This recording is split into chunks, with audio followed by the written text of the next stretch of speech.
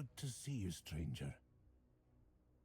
A weird night hit, and I ran out of cobweb. I'm Kedrun of the Volca tribe, by the way. Just don't tell me you're a Camelosian spy.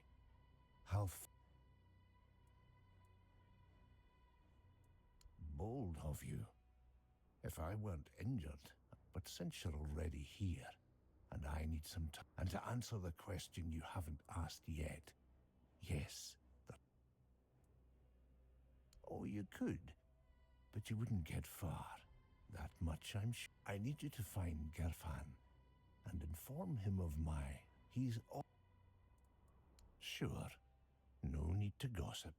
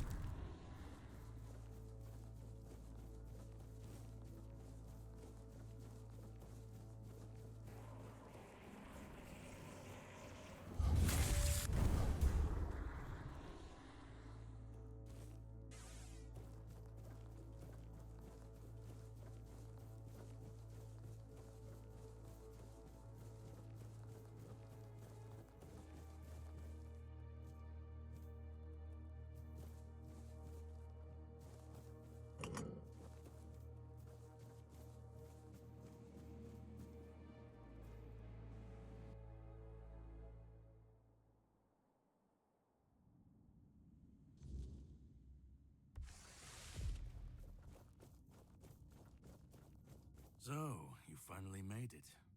Took you long enough. I hope you're ready, because this is it. This is the Charred Conclave, a graveyard for druids, burned alive as scapegoats for the Red Death. It's a reminder of what happens when people fear what they don't understand.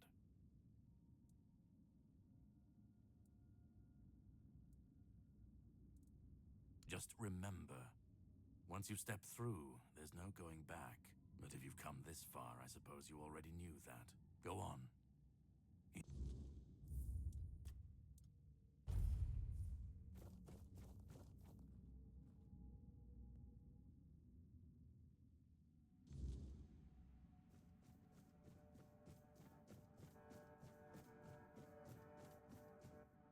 At last we meet.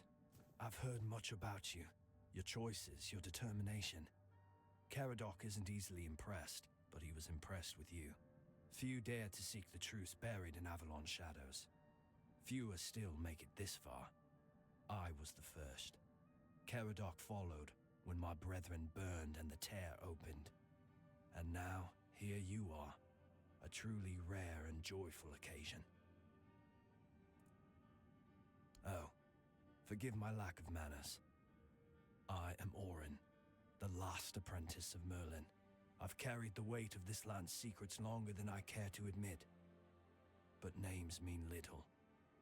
What matters is the task before us.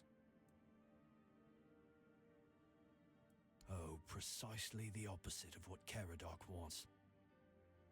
I want you to help me resurrect King Up. Ridiculous, I know. But yes, that's what it boils down to.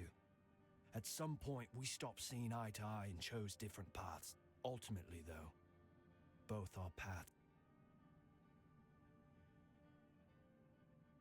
Yes, please. By the end of his life, Arthur became obsessed with his legacy. He left mementos, artifacts that embodied the virtues he wanted Avalon to preserve. Excalibur, a symbol of loyalty and sacrifice. The crown of Pendragon, a beacon of courage and resilience. The shield of Palamedes, wisdom and independence. But Merlin and the others didn't believe that would be enough. The memory of war and the fragility of peace was still too fresh. So they acted. When the king died, his soul wasn't allowed to move on. It was shattered, bound to those artifacts. A clever solution, but ultimately flawed.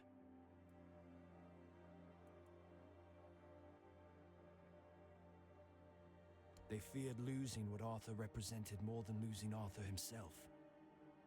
They thought the king's essence would endure, if bound to his relics. You can't pick and choose with a soul, but that's exactly what Merlin did. He focused on 3 parts of Arthur: his strength, wisdom, and courage. He left out 2 pieces. One, tainted by the Four Dwellers' magic, was deemed too dangerous.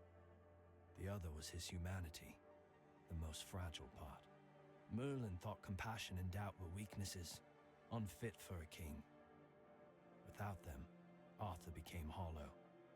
A king with power, but no heart. That way, Avalon's greatest failure was born.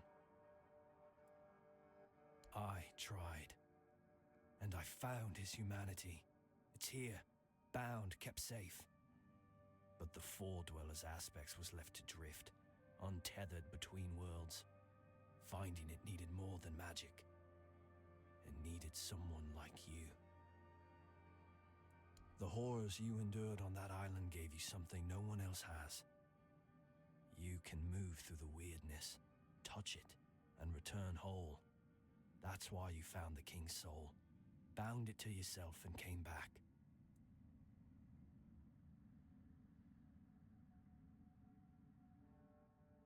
You flatter me.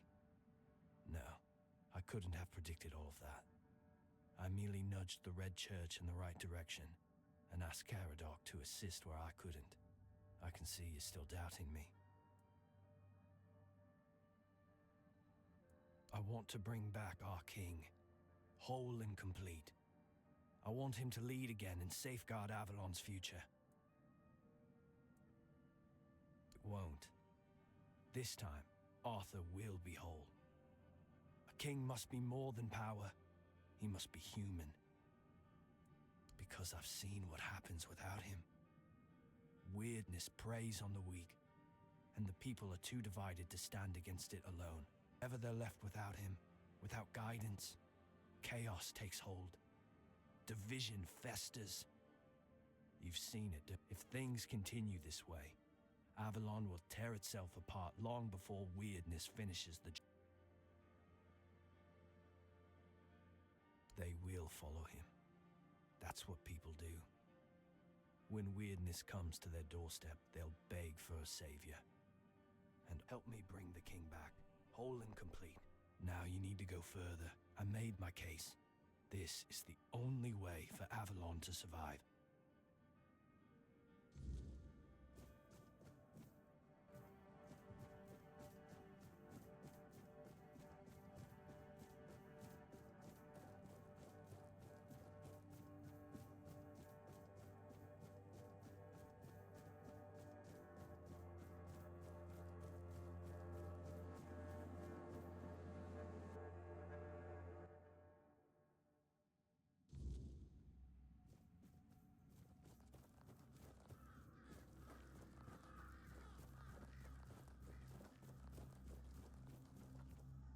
I was there when it all began, when Arthur first set foot on Avalon.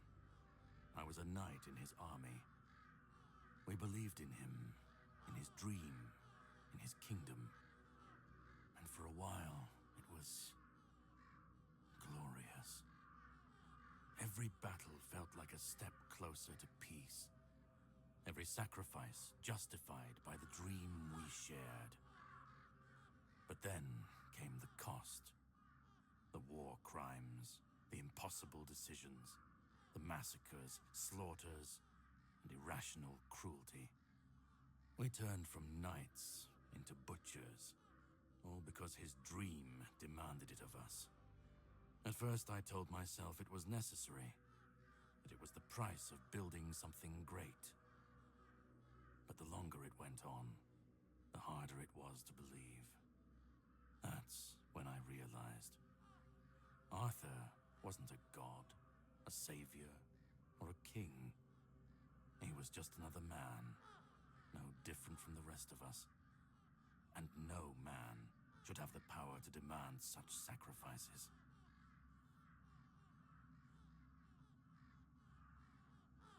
But do you understand why I want it so much?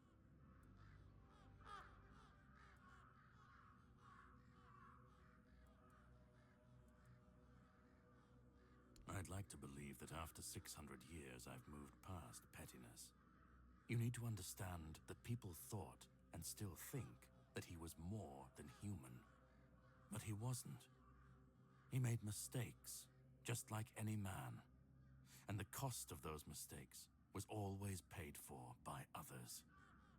I've seen what happens when people cling to kings and myths. They wait, they follow. They waste their lives on promises that never meant anything. But that's not my problem. I'm not here to fix Avalon or to free anyone. What comes after doesn't matter. Let it all burn. Let it rot. Let it rebuild. I won't be here to see it.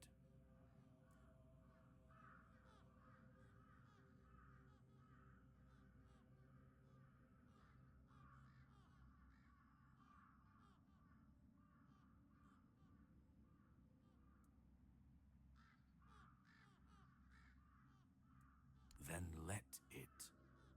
If this world can't stand without a dead king propping it up, maybe it deserves to fall.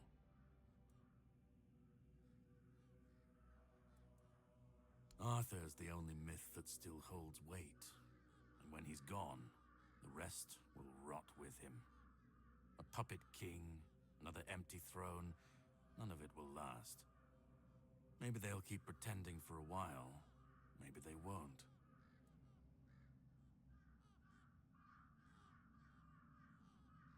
Let them stand, let them fall. It's not my concern. At least it won't be another king's failure. Another lie propping up a dying world. It'll just be what it is.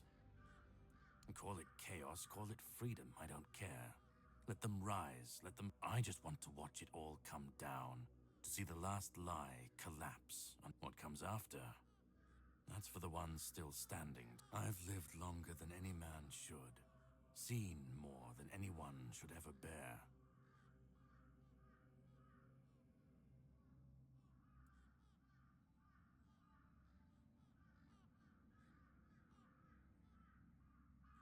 Orin's a druid. That's what they do. They believe. I don't believe it's my decision to make. Not Orin's, not Arthur's, not mine. I've watched this cycle turn too many times. I have no stake in what comes after, only in making sure this nightmare finally ends. We were fools to tamper with forces we didn't understand. Resurrecting Arthur, infusing him with powers of the weirdness.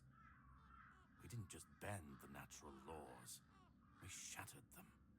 Such violations of nature's order cannot go unanswered. The bill comes due, sooner or later. Always. This cannot be allowed to continue. Listen, it's taken longer than I ever imagined, but now, here we are. You've done what no one else could, what even I couldn't do. You've brought Arthur's soul back together, almost complete. So, thank you for bringing us. You're close now. Just one more step. The last fragment of Arthur's soul is... And then... we'll go. Find the last piece, and let's end this.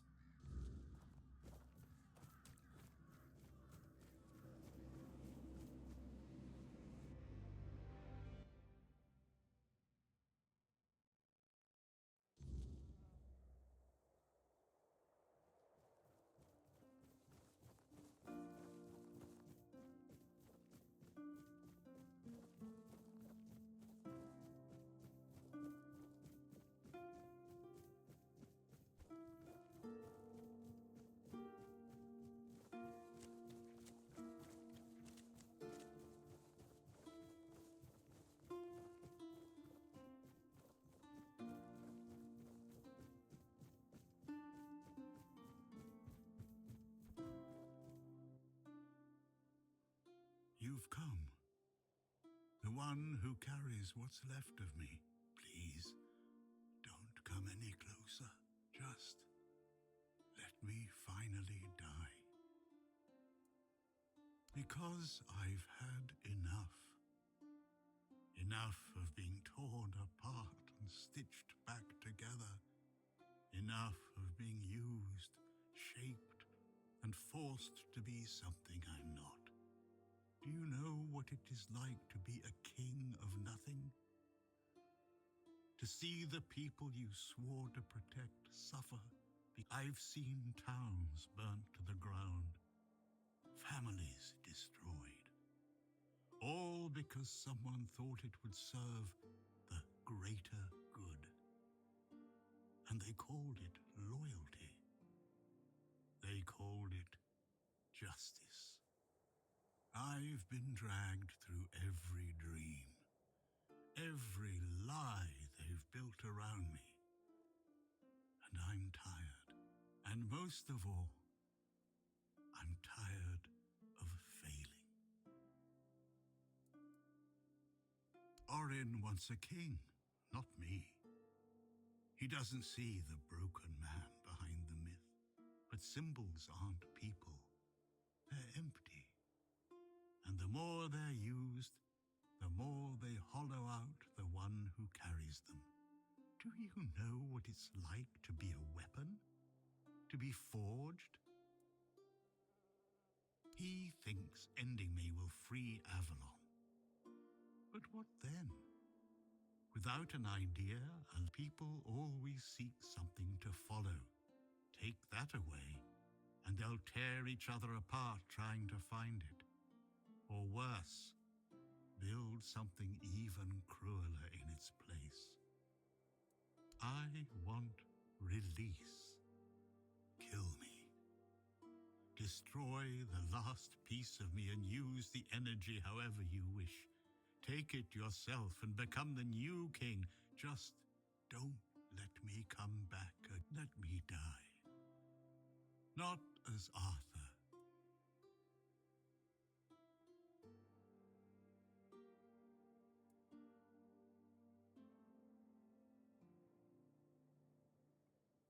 Isn't that what you've been doing all along? Carrying what's left of him? Doesn't that prove Arthur doesn't need me anymore? I don't care. Do you know how freeing that is? To finally not care what happens next? Whether Orin gets his king or Caradoc gets his ruin? To not feel the burden of all my failures? To not see my memory, to not see the suffering my name causes. No more deaths in my shadow. Another way? There's always another way, isn't there? Another cycle, another resurrection, another lie to keep the world spinning. But please, not for me. Do what you think is right. That's all I can tell you. And that, you hold the choice. I don't care who you side with, Orin, Caradoc, or no one at all. I don't even want to know. Just let me go. Let me die.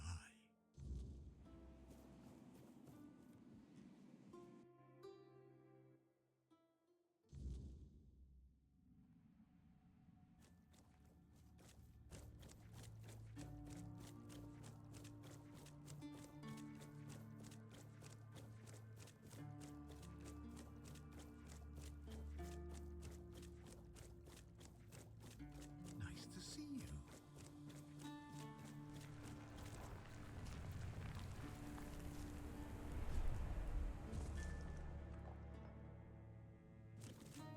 You carried a dying king across the bones of a dying world.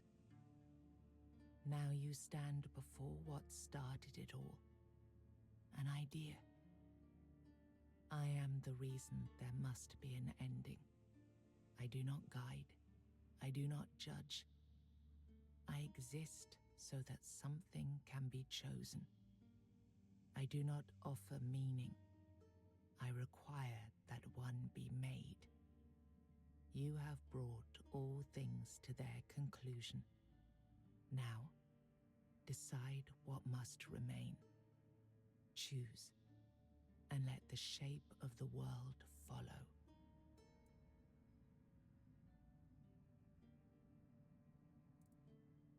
You will vanish into the story you chose to restore.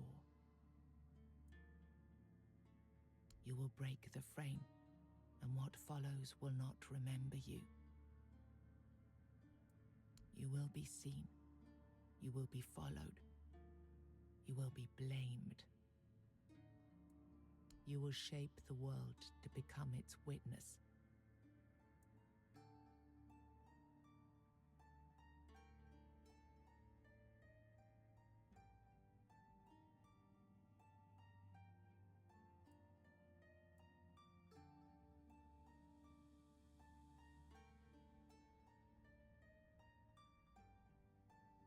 Then the idea shall endure, unquestioned, repeated, secured by return.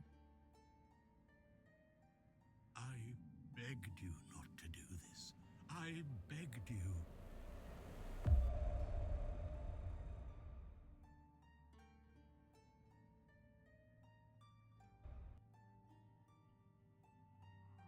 No, I won't let this happen. Not again.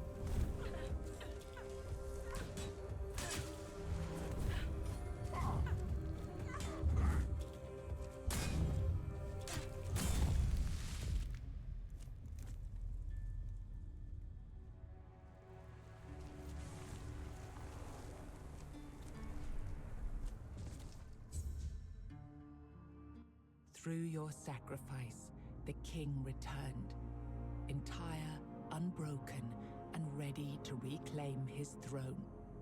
You held faith that Avalon's fate still turned with him, that one last rising could bring balance to the broken land.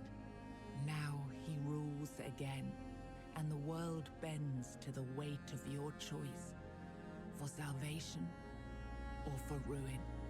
You gave everything to restore the king, and your journey ended with his return. Closing your eyes upon the sight of Arthur's triumph, you felt no regret, only the certainty that your final choice had been the right one. With One Eye and Captain Brandon working side by side, the South found a peace it hadn't known in years. The roads stayed open, the fields were guarded, and the people finally felt safe. No longer bound to Camelot or the Knights of the Round Table, it became a land ruled by its own people on its own terms. The men here stayed in Kuanacht, but Yvain failed to rally the minds and hearts needed for his Grail quest. With no clear leaders and rising tension, both Kuanacht and Camelot grew fragile, drifting toward division, with no one left to hold the line. You awakened the giants, and with them at their side, the Dal Rita conquered Camelot. As the capital fell, the customs of the tribes spread across Avalon. Not everyone welcomed them, but the change had already taken root. Firgas was named the new Galahad the Loyal. With One Eye and Brendan backed by the Dal Rita, the Forlorn Swords, he saw that the South's alliance was strong enough to stand on its own. He urged Camelot to leave the South in peace and turned his attention to securing the rest of Avalon. The captain led the South to independence, breaking all ties with Camelot. Under his rule, the horns of the South flourished. Merchants, pilgrims, and adventurers returned to the roads, and prosperity once again reached the far corners of the land. One Eye ruled the South, with the horns of the South at his side. Over time, the Dal Rita of the Fallen Swords rallied to his banner, forging a unified force. With the South secured, he stood in a strong position to launch future conquests across Avalon. Nianta left Kuanacht with Yvain, and her fate remained unknown.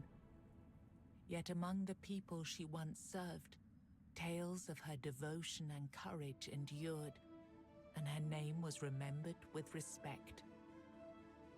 Maggott chose to remain in Kuanacht, and the people stayed with him.